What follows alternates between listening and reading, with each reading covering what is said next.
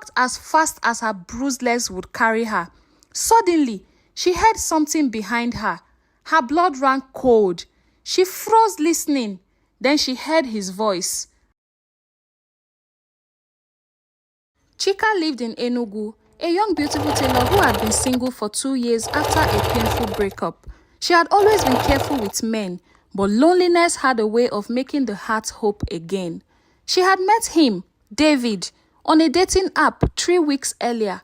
From their first chat, he seemed kind, respectful, and interested in her dreams. He always called her Sunshine and listened when she talked about her work, her struggles, and her plans. When David finally asked to meet her in person, Chica was nervous but excited. He suggested a date in the city. "Let me spoil you a little," he wrote. "You deserve it." On that very day, Chica got ready. She was so excited to meet David finally. She even sent her best friend Ada a voice note. "Ada, I'm going on this date with that guy I told you about. Don't worry, I'll call you in 2 hours to gist you about it." Ada laughed in the voice reply. "Better be careful, oh. If he tries any nonsense, just shout." Chica smiled, but a tiny part of her heart still felt unsure. Nothing will happen, she told herself. At exactly 4 p.m., a black Toyota car pulled up in front of her street. David stepped out, tall, well-dressed, and wearing the same warm smile she had seen in his profile picture. "Wow, Sunshine," he said, opening the car door for her. "You look even more beautiful in person." Chica blushed and got in. The car smelled of expensive cologne. They drove off, chatting and laughing like old friends. But as the minutes passed, Chica noticed they weren't going in the direction of the restaurant he had mentioned. "David, I thought we were going to the Royal Taste restaurant," she asked. Yes, he replied quickly.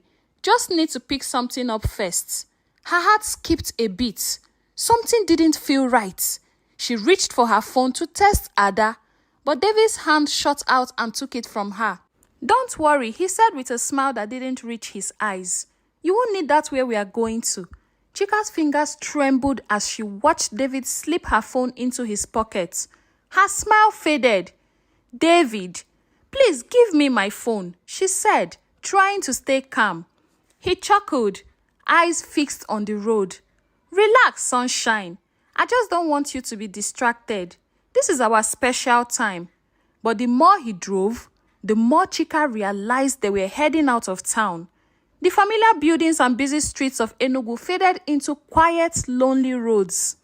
"Where are we going to?" she asked, her voice sharper. "I told you, just a quick stop," David replied, his tone turning cold. Chica's heartbeat quickened. She remembered all the safety videos she had seen online, warning women to always share their location with someone they trust. She thought of Ada. Ada was waiting for her call.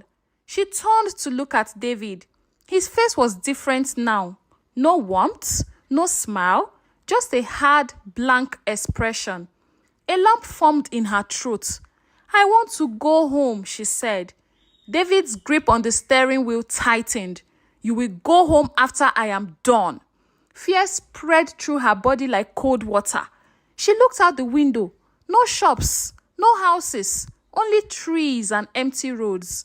Then suddenly, he turned sharply into a narrow, dirty path. The car jolted over the rough ground.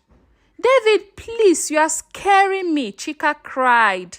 He ignored her. Somewhere deep inside, Chica knew this was no longer a date. This was something else, something dangerous. The car bounced along the rough road until it came to a stop in front of an old abandoned building. The walls were cracked, and weeds grew around the broken windows. Chica's stomach churned. "Why here?" David stepped out of the car and walked to her side.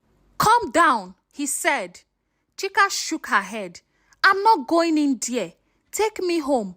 "Don't make this harder for yourself," he warned, pulling her out. Her mind flashed to Ada, to her promise that she would call in 2 hours. Would Ada be worried already? Would she think to call the police? David pushed Chica into an old abandoned building. The floor creaked under their steps. There was a small table in the corner with ropes and duct tape on it. Chica's chest tightened. "What is this?" she said. David didn't answer. He pushed her towards the table. Her heart pounded so hard. She thought it would burst. She had one chance, and if she missed it, she might never get out alive. She grabbed a rusty metal rod from the floor. Chica's hands trembled as she gripped the rusty metal rod. David turned to pick something from the table, and in that second, Chica swung the rod with all her strength. The rod hit David's arm, and he let out a sharp cry, dropping the rope. Chica didn't wait. She ran towards the door, but her heart hammering. But David recovered quickly. His heavy footsteps pounded the floor behind her. "You think you can escape me?" he roared. She reached the door, pulled at the handle, but it wouldn't open. The wooden frame was swollen from years of rain. Before she would try again, David's hand grabbed her shoulder and yanked her back. She screamed and kicked her nails, digging into his skin. Her mind flashed to her mother's face, her little brother's laughter, Ada's warning voice. "I can't die here," she thought. David raised his hand to strike her, but Chica twisted her body, making his blow land on the wall instead. Chica pushed harder on the door until it opened, and she ran. She ran into the dark, her legs burning, her lungs screaming. Behind her, David's voice echoed, "You can run, Chica, but I will find you." She didn't stop. She didn't look back. She kept running into the night. The night air was cold, biting her skin, but her fear was hotter than fire. Her dress was torn, her knees bleeding, but she didn't stop. Every sound, the rustles of leaves, the bark of a dog, made her heart jump. She kept hearing David's voice in her head, "I will find you." Finally, she saw the faint glow of the light in the distance. A small house. She ran to it, banging hard on the wooden door. An old woman's voice came from inside it. "Who is it? Please, please help me," Chica cried, tears streaming down her face. "He's chasing me. Please open the door." The door creaked open, and a wrinkled face peered out. The woman looked shocked when she saw Chica's bruises and torn clothes. "Come in, my child," she said, pulling her inside quickly and locking the door. Chica collapsed on a small wooden chair, trying to catch her breath. "Please, I need to call someone," she whispered. The old woman frowned. "Network is bad here at night. You can try it in the morning." But morning felt too far away. Suddenly, there was a loud knock at the door. Chica froze. Her whole body went cold. The old woman's eyes widened. "Who is there?" the woman asked nervously. A deep, familiar voice replied from outside. Guess who? It was David. "I'm looking for my fiancée. She's lost. I came to take her home." Chica's heart dropped. The old woman looked at her with confusion. "Is he telling the truth? Is he your fiancé?" Chica shook her head violently, whispering, "No, please don't open the door." But David's voice grew louder and angrier. "If you don't open this door, I will make sure you regret it." The old woman looked torn, fear on her face. Chica knew she had only seconds to decide, stay and risk being caught or find another way out. The old woman's hand trembled as David kept banging on the door. Chica's chest rose and fell quickly. Her mind was screaming at her, "Run!" She leaned close to the old woman and whispered, "Please, Mama, is there another way out?" The woman hesitated, then pointed towards the back. "There's a small door that leads to the bush path." David's voice thundered from outside. "I know she's in there. Open this door." Without wasting time, Chica got up and limped to the back. The old woman followed, opening a creaky wooden door that led into darkness. "Go, my child, and be careful," the old woman whispered. Chica squeezed her hand. "Thank you. May God bless you." The moment she stepped into the bush paths, the cold air hit her skin. The moonlight was dim, but it was enough to guide her steps. She walked as fast as her bruised legs would carry her. Suddenly, she heard something behind her. Her blood ran cold. She froze listening. Then she heard his voice. "I told you, Chica, you can't run from me." It was David. He had found the back paths. Chica's heart raced. She started running again, branches scratching her arms. She could hear him getting closer, his footsteps louder. Up ahead, she saw a dim light, a lantern, swinging in someone's hand. A young man was walking towards her. She ran to him, gasping, "Please help me, sir." Before she could explain, David's shadow appeared behind her. The young man looked from Chica to David, sensing danger. "What's going on here?" the young man asked sharply. David smiled, but his eyes were dark. "This is my fiancée. She's just upset. I came to take her home." Chica shook her head violently. "No, he's lying. Please don't let him take me." The young man's eyes narrowed. "I think we should go to the police station and settle this." David's smile faded.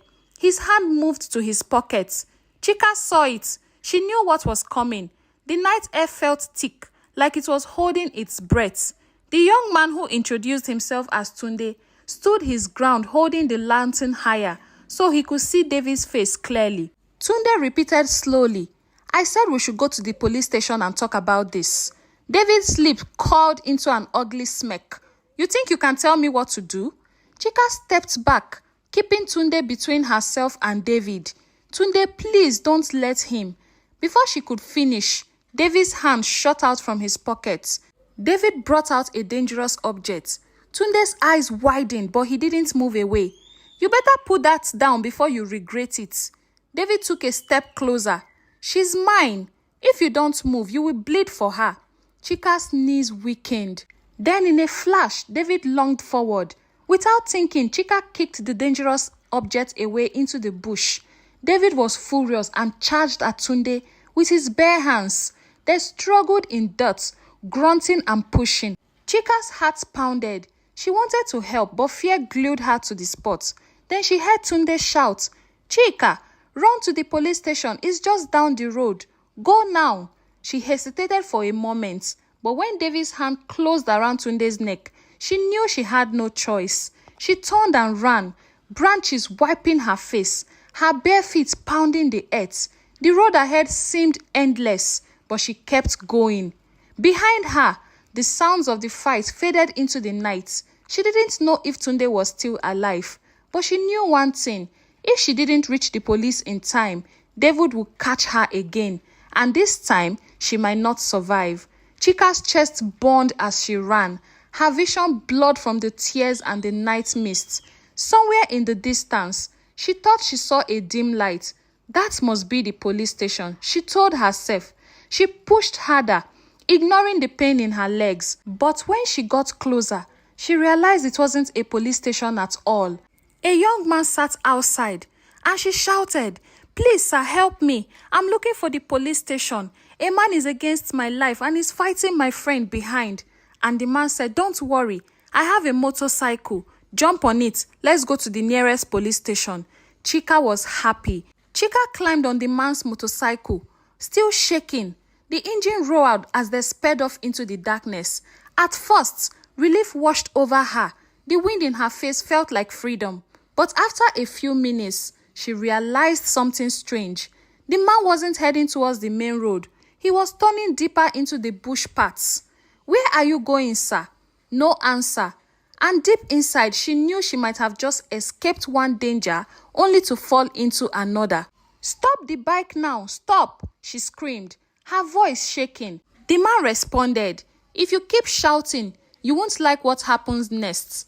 Up ahead, she noticed the road narrowing into a small clearing path.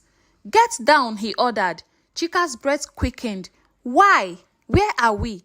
Before she could take another step, the man reached into his pocket and pulled out a small rope. "I don't have time for questions." Before Chica would say anything, she heard David's voice from behind. "Chica, why are you running?" he said. Her stomach sank. The truth hit her like a heavy stone. They were all together. The man and David were partners.